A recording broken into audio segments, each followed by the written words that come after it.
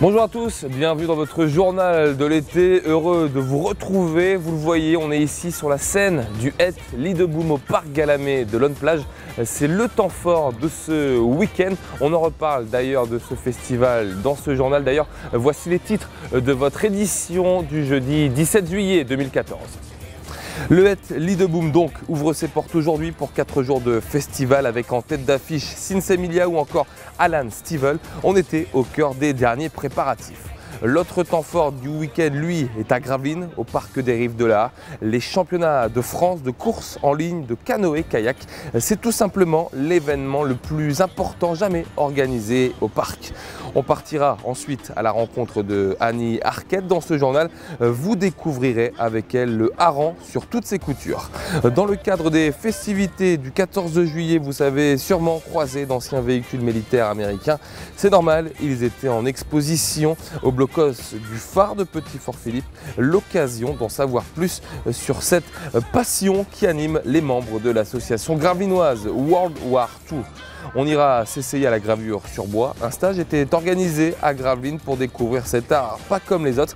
Et puis, en fin de journal, les murs de la cité, eux, s'offrent à vous cet été. On vous met l'eau à la bouche en fin de journal. Mais d'abord donc le Het Lideboom, ça y est, c'est parti pour 4 jours de festival ici au parc Galamé. Les instruments de musique là, des différents groupes arrivent petit à petit. Le clou du spectacle, ce sera dimanche avec le concert de Sinsemilia à 20 h. Nous, on a assisté aux derniers préparatifs ici sur la scène. Reportage. Mercredi, on est à J-1 avant le lancement officiel de l'édition 2014 du Het Lideboom. On s'affaire de partout dans les coulisses pour terminer l'installation des infrastructures.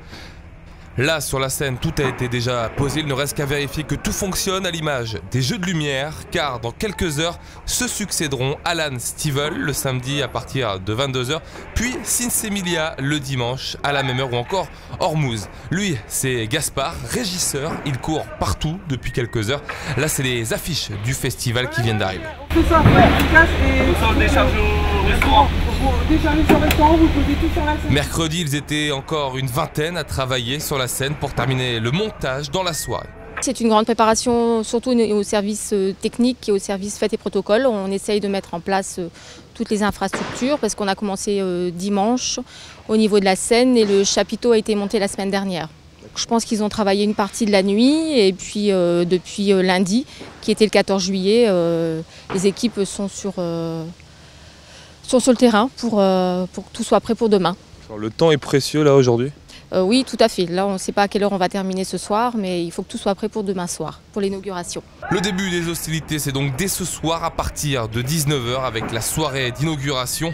On vous rappelle bien évidemment que l'entrée est gratuite sur la 14e édition du Het Lideboom et vous pouvez même, si vous le souhaitez, camper sur place.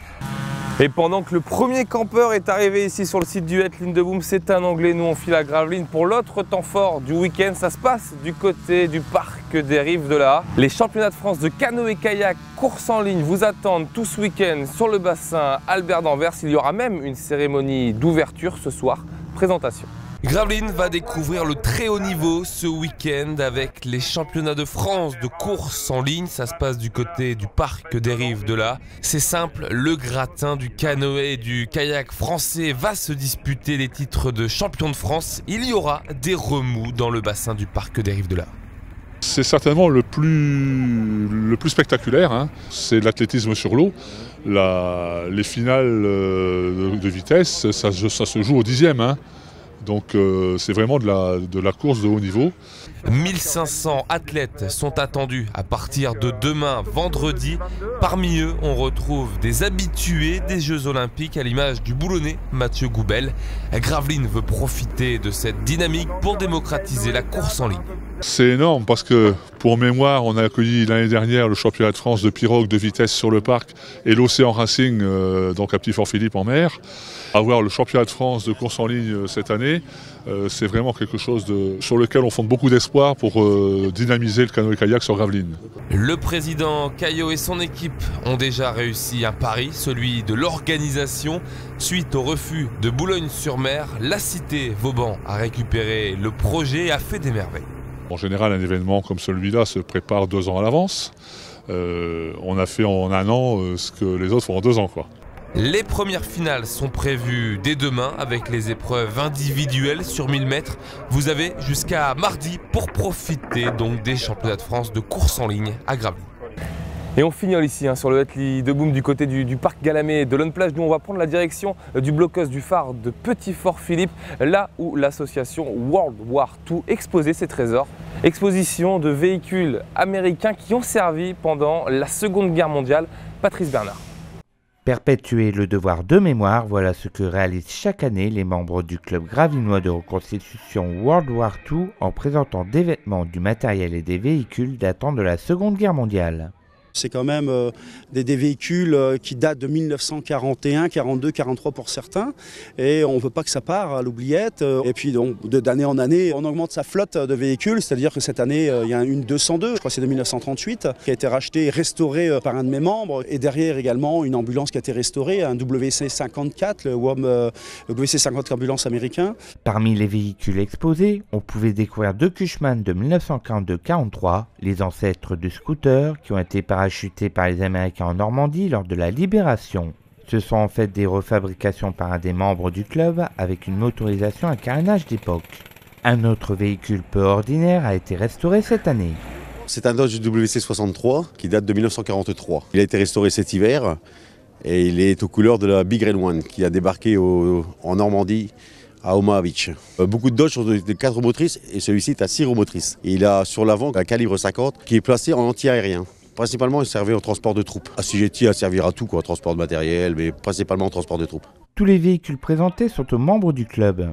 Le club vient d'acheter son premier véhicule qui va être baptisé lors de la commémoration du 70e anniversaire de la libération de Gravelines, organisée par le club et la ville, les 6 et 7 septembre 2014. Et pendant que Catherine prépare ses crêpes et galettes de saucisses pour l'ouverture du festival dans quelques heures, on va retourner à Gravelines parce que vous le savez sûrement, durant tout l'été, les 3 corps de garde de Gravelines accueillent tous les week-ends un artiste différent. Cette fois, c'était Annie Arquette et ses harengs. Patrice Bernard l'a rencontré. Découvrir le hareng dans tous ses états, c'est ce que propose Annie Arquette au travers de son exposition sur le thème de ce poisson. Un sujet qui l'a passionnée dès son enfance puisqu'elle a été bercée par la fête du hareng de sa ville natale, Seclin. Le hareng, c'est un poisson un petit peu laissé pour compte puisqu'il est trop simple, bon marché, alors que c'est un poisson extrêmement riche puisqu'il apporte pratiquement tout ce qu'il faut à l'organisme, oméga 3, oméga 6, etc. Et derrière cette chose si ordinaire se cache la richesse. Et la richesse à travers aussi ce poisson qui est un poisson sans élevage, naturel, et qui vit encore dans les mers du Nord, par ici, en grande quantité. Pour l'artiste, ce poisson est avant tout un symbole de vie. Je travaille sur le cycle de la vie avec la naissance, la profusion des alevins qui se répandent dans tout l'océan, et puis après la profusion des poissons, des bancs de poissons, avec des millions d'êtres qui se regroupent et qui ont une force par rapport à des animaux plus gros. Donc c'est le rapport du petit et du gros. On arrive à la période de la pêche, et donc c'est l'automne, donc les poissons sont enlevés d'un milieu. Et on va partir vers l'hiver avec le début de la transformation, avec le hareng sort, le keeper qui est un hareng ouvert. Et puis donc ce poisson va servir de nourriture à l'homme pour repartir dans le cycle de la transformation et après vers la naissance. Pour plus d'informations sur l'artiste et ses travaux, rendez-vous sur www.annie-arquette.fr. Gravelines, de son côté, se découvre en ce moment à vélo. C'est l'une des idées originales de l'été. 10 km de balade pour partir à la recherche des trésors et des secrets de la cité Vauban. Virginie Hoffman.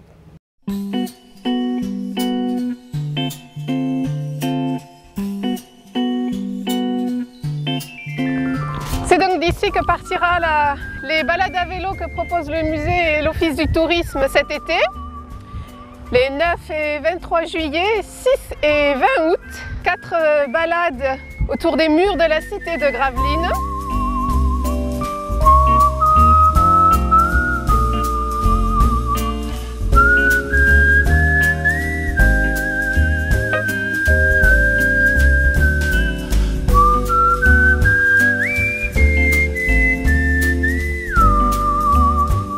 Voilà, avant d'aller parcourir le long du chenal jusqu'à la plage, nous ferons une pause au musée, autour du plan relief et dans l'exposition Les Murs de la Cité, où on pourra apprécier les œuvres qui racontent l'histoire de la ville fortifiée et surtout prendre des repères de notre balade à vélo sur la maquette du plan relief de Gravelines, où on pourra à notre aise prendre un petit moment de repos avant de repartir à vélo.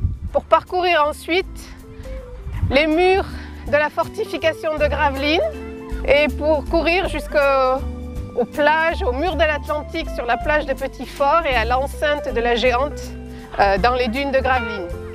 On reviendra ensuite jusqu'ici au parc pour terminer notre belle balade. 3 heures de promenade à vélo, accessible à tout le monde. Les vélos et casques sont fournis.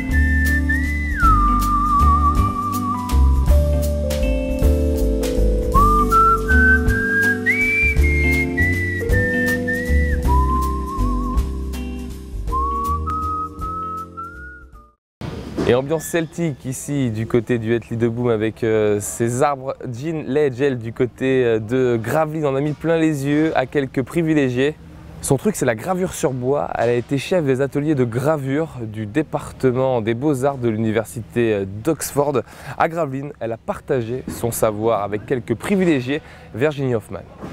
Des mains expressives gravées par Jean Lodge, derrière lesquelles se dissimule le reflet d'autres mains qui s'agitent, des mains créatives qui gravent dans le bois, l'enduisent d'encre, tournent la presse pour dévoiler le résultat final en couleur sous le regard de l'artiste. La xylographie est vraiment quelque chose de très spécial. Si on peut sentir qu'est-ce que c'est gravé dans le bois. Faire une empreinte qui donne l'impression dans les deux sens, le plus fidèle possible de le moment qu'on a passé avec le bois. Un matériau vivant, expressif et surtout surprenant, avec des formes qui surgissent des fibres du bois. D'abord, j'ai fait connaissance avec le bois. J'ai bien regardé ses fibres, le sens des fibres. Et j'ai regardé ce qu'on pouvait essayer d'en tirer de positif. Alors ce qui m'a beaucoup plu, c'était des nœuds dans le bois. En partant des nœuds dans le bois, j'ai regardé comment je pouvais avancer. Ce qui m'intéressait, c'était d'essayer d'avoir une ombre d'un visage. Et en partant de l'ombre d'un visage, j'aimais bien un décor derrière qu'on a fait avec une brosse spéciale. Les travaux, ce n'est pas simplement des planches ou des tableaux, c'est aussi une espèce de symbiose entre un caractère et puis des aspirations et une maîtrise technique. Et donc avec Jean, on peut voir assez précisément ce que ça peut faire. Plus qu'une technique, les participants ont appris avec l'artiste Jean Lodge une véritable expression artistique. Et la sono est prête à envoyer les décibels. Les portes vont bientôt s'ouvrir pour accueillir les festivaliers pour 4 jours de festival donc au Het Liedeboom. On en reparlera bien évidemment mardi dans votre prochain journal de l'été. D'ici là, passez un excellent week-end. Tout de suite, vous avez rendez-vous avec Michel Vière et l'agenda de l'été. Belle soirée à vous.